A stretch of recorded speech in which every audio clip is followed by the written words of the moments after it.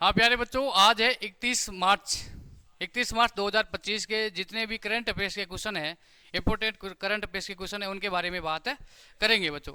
ठीक है ना बच्चों। आज का पहला प्रश्न है आपके सामने। आज का पहला प्रश्न है कि भाई हाल ही में विश्व रंगमंच दिवस कब मनाया गया। ठीक है ना बच्चों। तो बच्चों ध्यान रखना, इसका राइट आंसर है 27 मार्च। ठीक है ना बच्चों। सीधा प्रश्न पूछा जाएगा कि रंगमंच दिवस कब मनाया जाता है। 27 मार्च को मनाया जाता है। ठीक है बच्चों। उसके बाद में बच्चों बात करें, हाल ही में किस भारतीय खिलाड़ी ने, बच्चों समझना, हाल ही में किस भारतीय खिलाड़ी ने पेशेवर बैडमिंटन से संन्यास की घोषणा की है। बच्चों ध्यान रखना, संन्यास की घोषणा कर दिए एक हमारे भारत के खिलाड़ी थे, है ना, जो बैडमिंटन खिलाड़ी थे, पेशेवर बैडमिंटन खिलाड़ी, जिन्होंने बच्चों ध्यान रखना घोषणा की है कि भाई हम क्या करेंगे, अब खेलेंगे नहीं। ठीक है ना बच्चों। राइट आंसर है बी सुमित रेड्डी, जिन्होंने बच्चों ध्यान रखना हाल ही में संन्यास की घोषणा की है बैडमिंटन से। ठीक है बच्चों।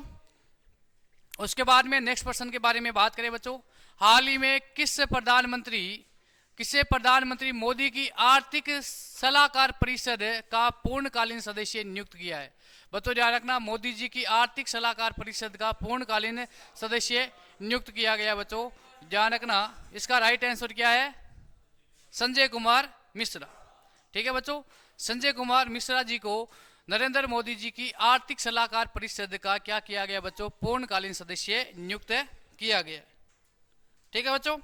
उसके बाद में बच्चों बात करें, हाल ही में नेक्स्ट प्रश्न है बच्चों आपके सामने, हाल ही में भारत और किस देश ने, बच्चों ध्यान रखना, हाल ही में भारत और किस देश ने आर्थिक संबंधों को बढ़ावा देने के लिए बच्चों ध्यान रखना LIBA समूह, है ना, लेब समूह की शुरुआत की है। बच्चों ध्यान रखना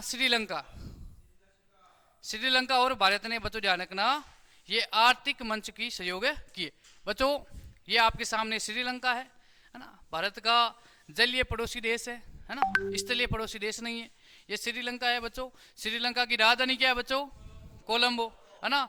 बच्चों ध्यान रखना, वहाँ की करेंसी PM और वहाँ का राष्ट्रपति के बारे में आपको भी याद होना चाहिए। बच्चों ध्यान रखना।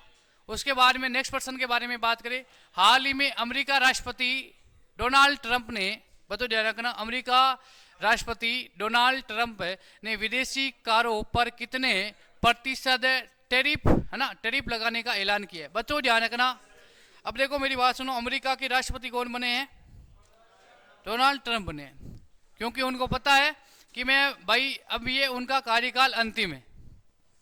अमेरिका में एक व्यक्ति 2 बार से अधिक बार राष्ट्रपति नहीं बन सकता है। ट्रंप पहले एक बार बन चुके, ये दूसरी बार है और ये उनका अंतिम कार्यकाल, तो ये हाल ही में चर्चा में।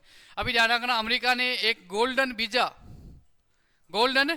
की भी शुरुआत की। अमेरिका के राष्ट्रपति ने कहा कि यदि आपके पास में 40 करोड़ रुपए है तो आप अमेरिका का गोल्डन वीजा ले सकते हो, यानी अमेरिका में आप आ सकते हो और अमेरिका की नागरिक बन सकते हो, लेकिन शर्त क्या है, 40 करोड़।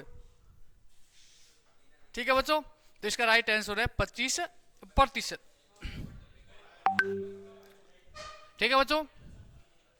अब कुछ महत्वपूर्ण बात है, अमेरिका के राष्ट्रपति ने शिक्षा विभाग को बंद करने की कार्रवाई के आदेश पे हस्ताक्षर किए। भाई अमेरिका के राष्ट्रपति ट्रंप साहब ने कहा है कि भाई जो ये शिक्षा विभाग, इसको क्या कर दो, बंद कर दो, फालतू में इन्वेस्ट करें, क्योंकि इसका रिजल्ट तो अच्छा रहा नहीं है।